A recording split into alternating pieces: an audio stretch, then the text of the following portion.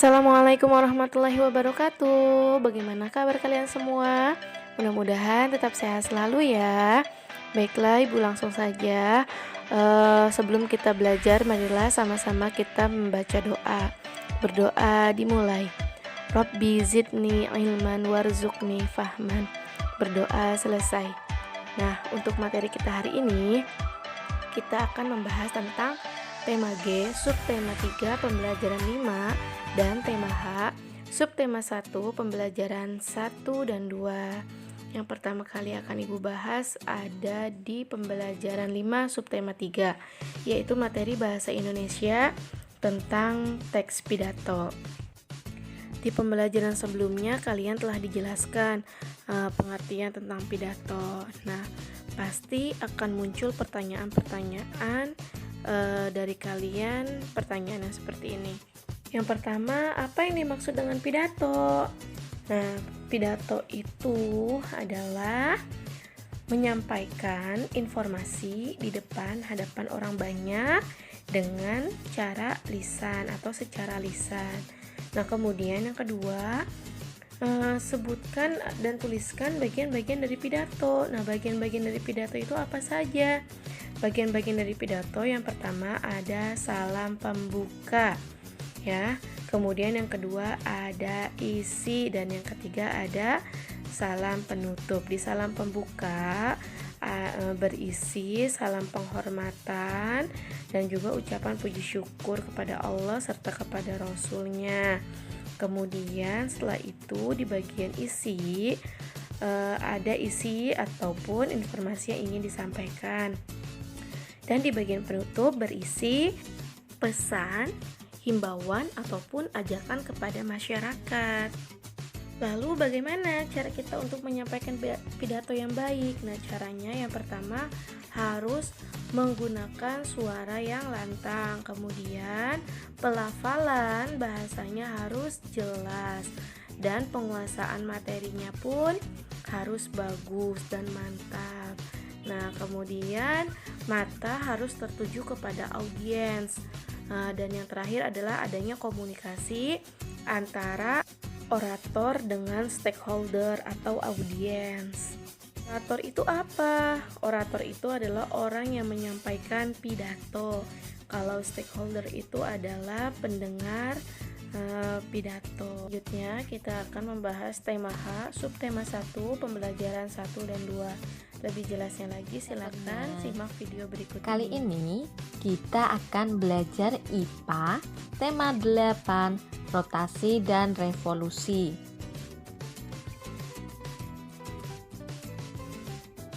Apa itu rotasi bumi?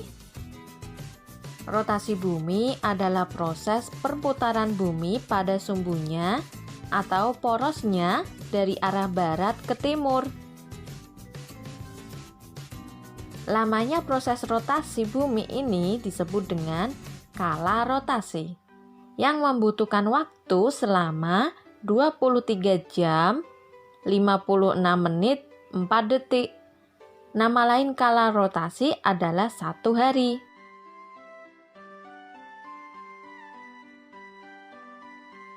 Dampak atau akibat rotasi bumi. 1. Terjadinya siang dan malam. Hal ini terjadi karena ada 2 bagian bumi yang sebagian menghadap matahari dan sebagian lagi membelakangi matahari. Bagian yang menghadap matahari mengalami waktu siang. Bagian yang membelakangi matahari mengalami waktu malam. Dampak yang kedua, gerak semu harian matahari. Pergerakan semu harian matahari disebabkan oleh rotasi bumi yang membuat matahari seolah-olah mengelilingi bumi. Matahari merupakan bintang yang menghasilkan energi atau cahaya sendiri. Dampak yang ketiga, perbedaan waktu. Di sebelah timur akan mengalami matahari terbit dan terbenam lebih dahulu. Hal ini dikarenakan bumi berputar dari arah barat ke timur. Daerah yang berada pada sudut 15 derajat lebih ke timur akan melihat matahari terbit lebih dahulu selama 1 jam. Misalnya, jika di Bali matahari telah terbit, maka yang di Jakarta baru melihat matahari terbit 1 jam selanjutnya. Atau jika di Bali pukul 6 WITA, maka di Jakarta baru pukul 5 WIB. Apa itu revolusi bumi? Ada yang tahu? Revolusi bumi adalah peredaran bumi mengelilingi matahari.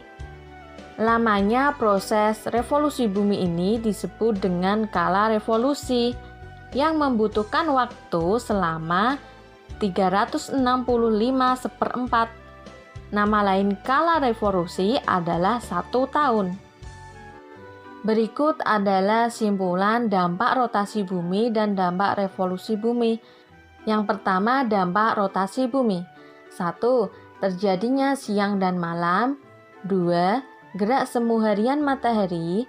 3. Perbedaan waktu. 4. Pembelokan arah arus laut. 5. Terjadinya pembelokan arah angin.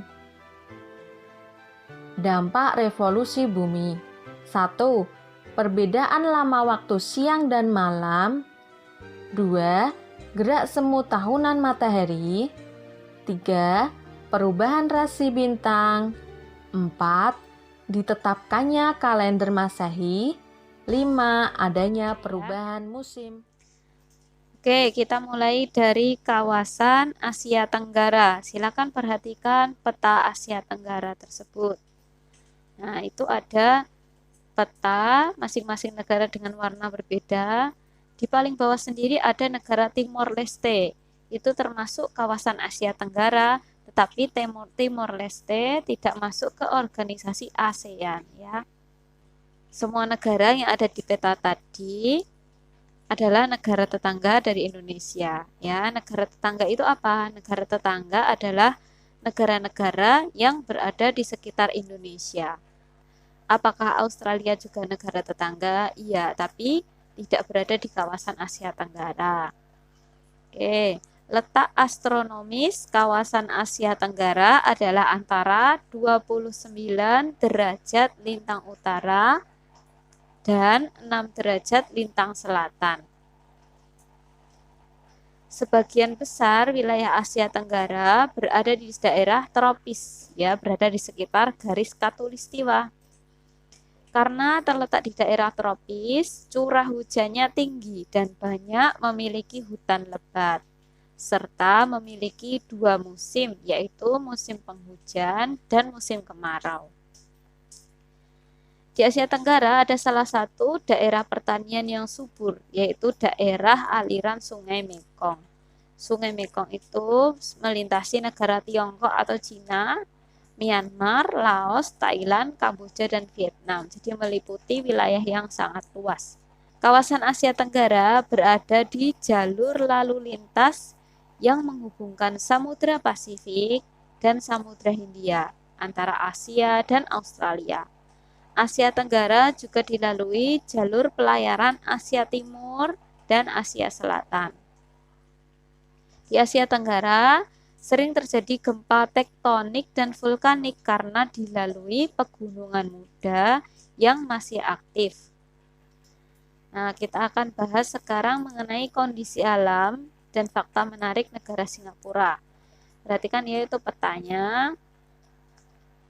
Singapura adalah negara kecil yang berbentuk kepulauan. Ada 63 pulau kurang lebih ya. Dan sebagian besar daerahnya berupa dataran rendah. Antara Malaysia, bagian atasnya itu ada tulisan Malaysia, dan negara Singapura ada Selat Johor yang memisahkan dua negara tersebut. Ya, penduduk Singapura terdiri dari kelompok-kelompok etnis Tionghoa itu yang terbesar, etnis Melayu, dan etnis India. Lokasi tertinggi di Singapura berada di Bukit Timah dengan ketinggian 163,63 meter. Itu mengenai sinopsis. Ingatkah kamu apakah karangan non-fiksi itu? Karangan non-fiksi adalah karangan yang dibuat berdasarkan fakta, realita, atau peristiwa yang benar-benar terjadi. Karangan non-fiksi biasanya berbentuk laporan, artikel, skripsi atau tesis, makalah.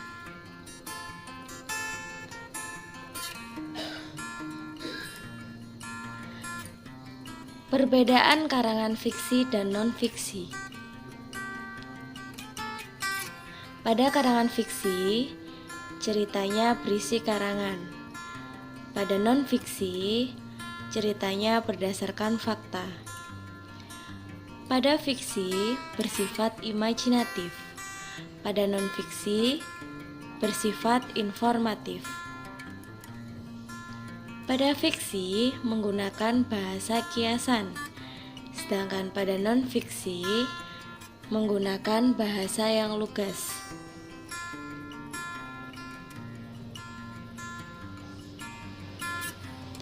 Di sini kita akan membahas memperkirakan informasi yang dapat diperoleh dan menggali informasi yang terdapat pada teks non-fiksi.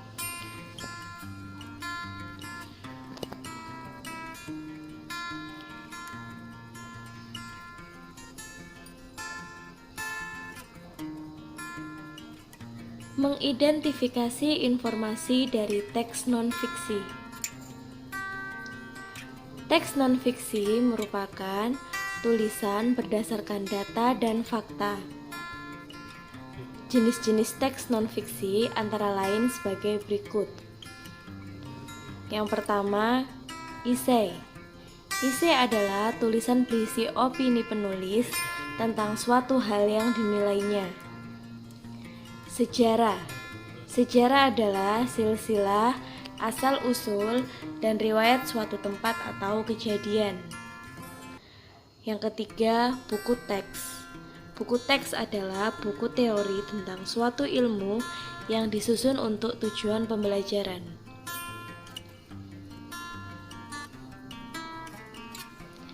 Informasi dalam teks non-fiksi disajikan tersirat atau tersurat. Informasi tersurat adalah informasi yang diperoleh langsung dari suatu teks. Sedangkan informasi tersirat adalah informasi yang diperoleh setelah memahami keseluruhan isi teks. Informasi tersirat dapat ditemukan dengan memahami kalimat utama, kalimat penjelas, dan ide pokok terlebih dahulu. Selanjutnya, materi yang terakhir adalah SBDP tentang interval nada pada lagu Di Timur Matahari ciptaan W.R. Supratman. Kita ingat kembali bahwa nada adalah bunyi yang beraturan serta memiliki tinggi dan rendah yang berbeda. Sedangkan tangga nada adalah kumpulan nada-nada yang disusun secara berurutan dari nada rendah hingga nada tinggi dengan interval tertentu. Sedangkan interval nada adalah jarak antar nada yang satu dengan nada yang lainnya.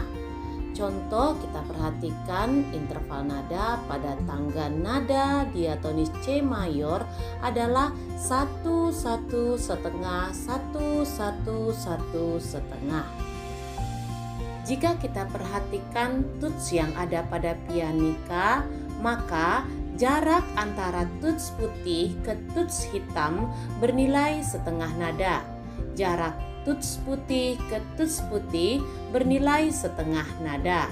Jarak tuts putih ke tuts putih yang dibatasi oleh tuts hitam bernilai 1 nada.